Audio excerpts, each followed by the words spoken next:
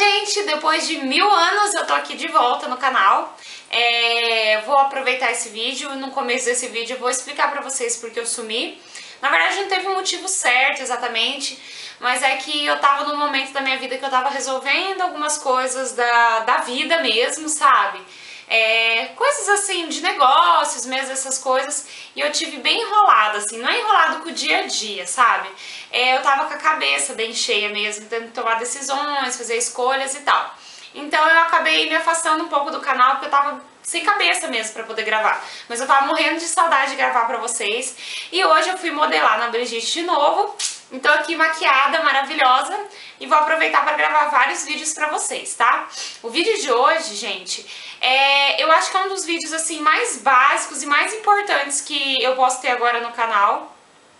Que é falando de síndrome dos ovários policísticos, síndrome dos ovários micropolicísticos e cistos no ovário.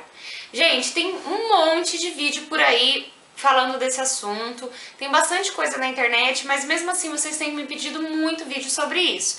E eu sei que rola algumas dúvidas a mais, às vezes, e então eu vou gravar pra vocês, porque o pedido de vocês é uma ordem, né? E eu acho bacana abordar esse assunto. Eu sou uma pessoa que eu posso falar sobre isso porque eu tenho a SOMP, né, que é a síndrome do ovário micropolicístico, então eu acho legal a gente conversar sobre isso.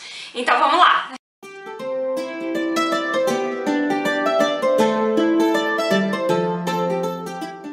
Bom, gente, primeiro a gente tem que definir o que são essas três coisas, tá? Elas são coisas, são semelhantes, mas são diferentes, né? Elas são parecidas, mas são diferentes. Então vamos começar pela SOP. A SOP é a síndrome dos ovários policísticos, tá?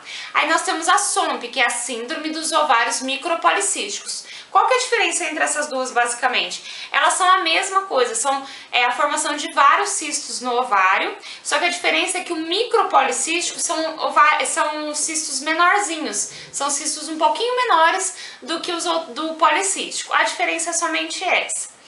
O cisto em si, a diferença dele é um pouco maior porque normalmente o aparecimento dele é eventual. Normalmente a pessoa ela não tem um cisto, não tem uma formação de 1 ou 2 cistos grandes durante todo o ciclo. Todos os ciclos.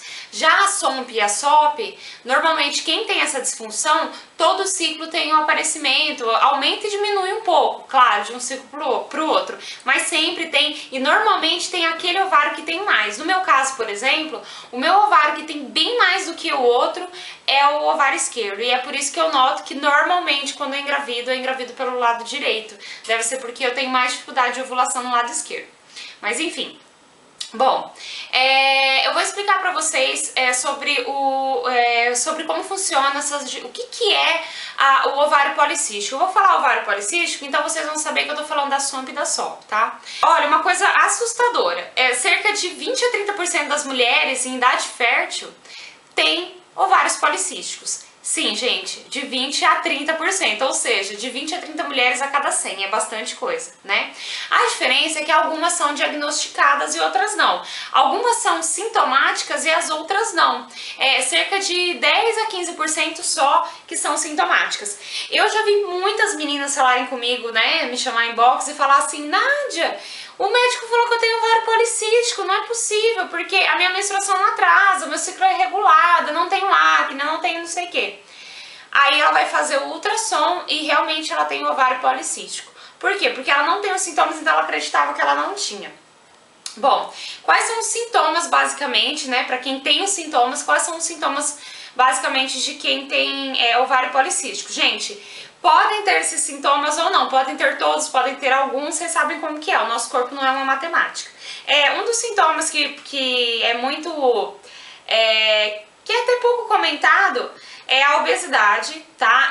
Você tá sempre acima do peso, aí você faz dieta, faz isso, faz aquilo, faz exercício e às vezes não consegue diminuir o peso.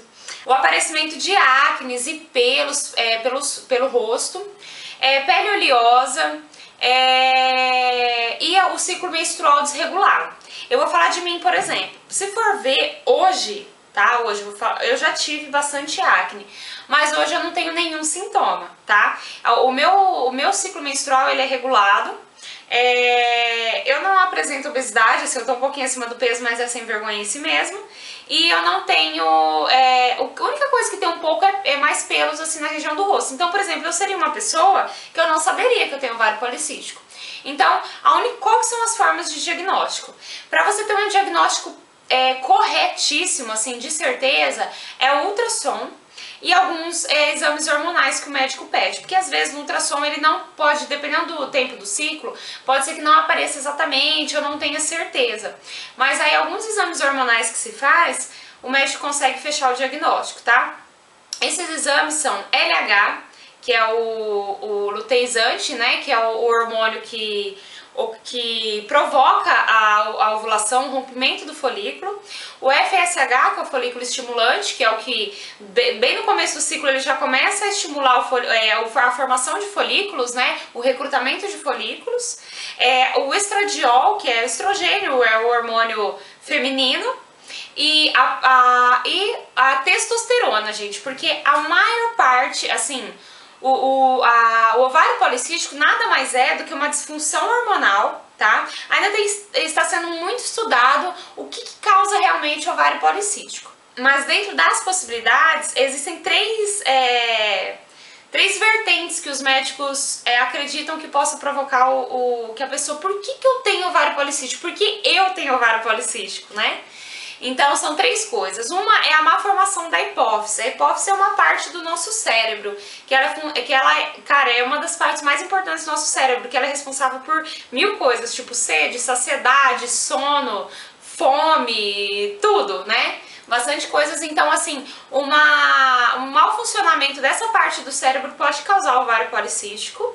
A resistência à insulina, que é o mais comum, que é o caso da maioria das pessoas, eu acredito que seja o meu caso também, porque eu tive exames que apresentaram que a minha insulina estava trabalhando firme para poder manter a minha glicose num tamanho relativamente normal. E alterações cromossômicas, e então isso, se você ver, também pode ser genético, tá? Então, no meu caso, eu acho que deve ser a resistência à insulina, porque a minha mãe não tinha ovário policístico, e eu acho que é o que tá mais batendo aqui pra mim. Mas aí, você fazendo os exames, o seu médico vai poder dizer certinho, tá? Dentro daqueles exames ainda que eu falei, claro, o exame da glicemia e da insulina, importantíssimo, que é aí que você vai conseguir saber se você tem esse probleminha. O que o ovário policístico ele causa, né? Eu tenho ovário policístico, e daí? Ele pode causar. Gente, eu fazendo estudo disso, eu não sabia de uma informação que vocês já vão saber. A primeira delas é... Além dos sintomas desagradáveis, que é a obesidade, as acnes, né, pele oleosa, gente, eu sei que isso é estética, mas nós mulheres, né, damos importância pra isso. Muito importante para nós tentantes é a infertilidade, então isso vai depender do grau, da forma tem muita mulher com ovário policístico que engravida, eu já engravidei com ovário policístico, mas tem algumas mulheres que elas não conseguem, e a solução realmente é a fertilização in vitro, inseminação artificial, ou fazer a indução da ovulação. Por quê? Porque o ovário policístico ele pode fazer com que você não ovule, né? Isso acontece porque eu não sabia desse detalhe. Porque quem tem ovário policístico, dependendo do grau, o que acontece? O folículo, a pelezinha do folículo, ele é uma pelezinha, não é pele, tá, gente? Vamos chamar de pele.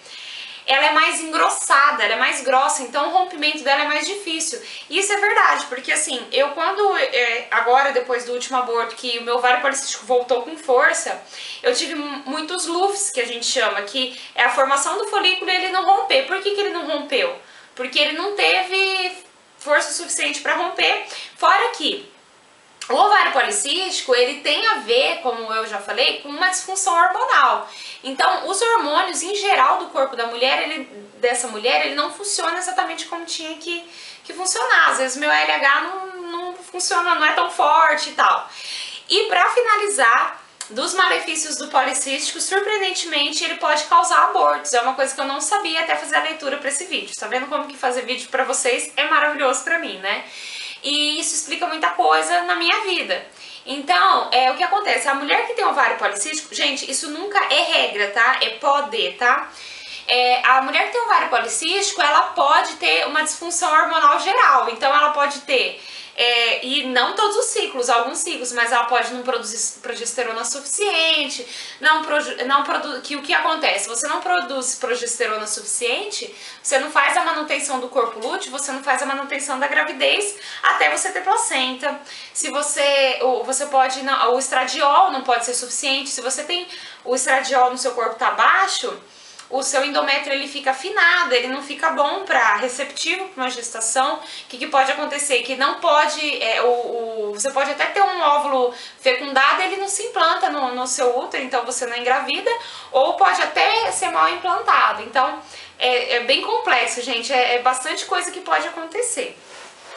Então, falando todas essas coisas chatas do ovário policístico, né, a gente vai chegar na parte principal. E o que eu faço, né? Depois de ter um diagnóstico, primeiro que o seu médico, é bom você ir no médico assim, bem detalhista, para ele descobrir exatamente por que você tem ovário policístico. Porque, gente, eu vou falar assim, agora um testemunho pessoal, não só do meu caso, mas de vendo várias meninas. Eu vejo que tem muitos médicos que eles não tratam a causa do ovário policístico e sim o efeito. E eu vou falar aqui pra vocês e muita gente vai se identificar, que foi o meu caso com aquele médico abençoado que eu ia, que ele simplesmente começou a me passar indutor, sendo que eu era uma pessoa que eu já tinha ovulado, eu já tinha engravidado 3 vezes. E o que aconteceu? Eu tive um cisto hemorrágico. O que acontece? Ele não se preocupou em saber por que eu tinha ovário policístico. O que eu deveria fazer para tratar esse ovário policístico, igual esse médico meu tá fazendo agora. Ele descobriu por que eu tenho ovário policístico e ele tá tratando isso com a questão da resistência à insulina, que eu já vou explicar para vocês como que se trata. Então o que acontece? Ele forçou uma ovulação, me dando um indutor de ovulação, e deu no que deu. Eu não consegui engravidar, ainda tive um cisto hemorrágico. Então, é muito importante que você busque fazer a pesquisa exata, o que está causando. Muitas vezes, a questão do ovário policístico e obesidade também é um círculo vicioso, tá? O ovário policístico ele pode causar obesidade, mas a obesidade também pode causar o ovário policístico. Então, às vezes, simplesmente a perda de peso pode te ajudar. E uma regra que é geral, para qualquer tipo de ovário policístico que você tenha, né, qualquer o diagnóstico sendo de como for, a alimentação saudável, o exercício físico é um grande tratamento. Todos os lugares que eu li falam a mesma coisa, então, gente, é duro, mas a gente tem que fazer exercício, não tem jeito. Então, sobre os tratamentos, assim, em cada situação, no caso, por exemplo, da resistência à insulina, normalmente isso é tratado com a metformina, que eu já falei aqui pra vocês, né, que é o remédio que diabético usa, que é o quê? É um remédio que ele ele trata a resistência à insulina, que é o problema que está causando o ovário policístico nesse caso. Nesse caso da metformina, é recomendado que se faça, nota-se que o tratamento ele começa a surtir efeito após 3 meses. Então, gente, também eu vejo muitas meninas que comentam comigo que o médico passou a metformina. A metformina, eu já falei aqui pra vocês, no começo é horrível, gente. A gente passa mal, a gente tem sono, a gente tem isso, tem aquilo. E às vezes tem meninas que não conseguem resistir a esse tratamento, né? Mas eu acho importante resistir porque ele você vai ter resposta após 2 ou 3 meses. Então tem que ter paciência e ter firmeza. Um outro tratamento que ninguém gosta, né, é o anticoncepcional. Infelizmente, quem tá tentando engravidar, o médico fala pra você que você tem que tomar anticoncepcional é a morte. Mas infelizmente, gente, eu fiz isso e eu tô tendo resultados ótimos, porque os meus ovários policísticos estão sumindo e, gente, realmente dá certo. Então, assim, às vezes é tratamento de 3 meses, às vezes 6, depende do caso, né? Então é importante que se tome anticoncepcional. Se alguém estiver me assistindo e não tá tentando engravidar ainda e tem ovário policístico e tá tomando anticoncepcional, eu já vou dar uma dica. Tome anticoncepcional até quando você for tentar engravidar. Não suspenda antes. Tem muita gente que fala assim, vou suspender antes pro remédio sair do corpo e tal. O remédio ele sai bem rápido do corpo. O que acontece, às vezes, é você ficar muito tempo sem tomar anticoncepcional, que foi o que aconteceu comigo na última gestação. Eu engravidei, eu tava no 8º mês de tentativas. Depois que eu perdi tudo, totalizou 1 ano praticamente. O que aconteceu? Eu fiquei 1 ano sem tomar anticoncepcional. O que aconteceu? Meus ovários policísticos voltaram. Então eu recomendo, assim, os médicos recomendam, vai tomando anticoncepcional que você vai segurando os cistos, eles não vão saindo. E depois, quando você for tentar engravidar, você suspende o remédio. Eu mesma já tive experiência, eu parei de tomar remédio no outro ciclo, eu já tava grávida. Então, é mais provável que o remédio saia rápido do seu corpo do que você consiga ficar sem policístico sem tomar anticoncepcional. Aí sim, nos casos mais extremos, o médico vai passar o indutor de ovulação. Mas o indutor de ovulação, normalmente, eles passam após ter feito um tratamento. Por exemplo, eles fizeram um tratamento, porque assim, gente, quando a gente tá com o ovário muito policístico, se tomar um indutor é perigoso esses microcistos virar um cisto, que foi o que aconteceu comigo. Então, muitos médicos, o que eles fazem? Não, ela mesmo estando com o ovário meio limpinho ali, vamos dizer assim, ela continua não ovulando. Então, o que eles vão fazer? Dar uma limpada e daí passar o indutor de ovulação, que daí é certeiro. Bom, gente, é isso, né? Eu espero que eu tenha tirado a dúvida de vocês. Eu tentei explicar o mais simples possível, mas de uma forma mais completa, porque a síndrome do ovário policístico, micropolicístico, é uma coisa bem complexa, não é tão simples quanto a gente acha às vezes. E é isso, pessoal, se você tá desconfiada, se de repente você tá tentando engravidar um tempão, você não tem sintomas nenhum, dá uma conversada com seu médico sobre isso, às vezes você tá com esse problema, às vezes 3 meses que você toma metformina, ou faz o tratamento que ele te mandar, você já consegue engravidar. Eu acho que é importante a gente saber o que a gente tem, a gente pesquisar e tratar, né, e ir atrás, porque, claro, Deus faz a obra, mas a gente tem que trabalhar também, né? É isso então, pessoal, espero que vocês tenham gostado, não esqueça de curtir o vídeo e se inscrever no meu canal se você não é inscrito ainda. Não esqueça, amigas tentantes, a vontade de Deus é boa, perfeita e agradável. Beijão!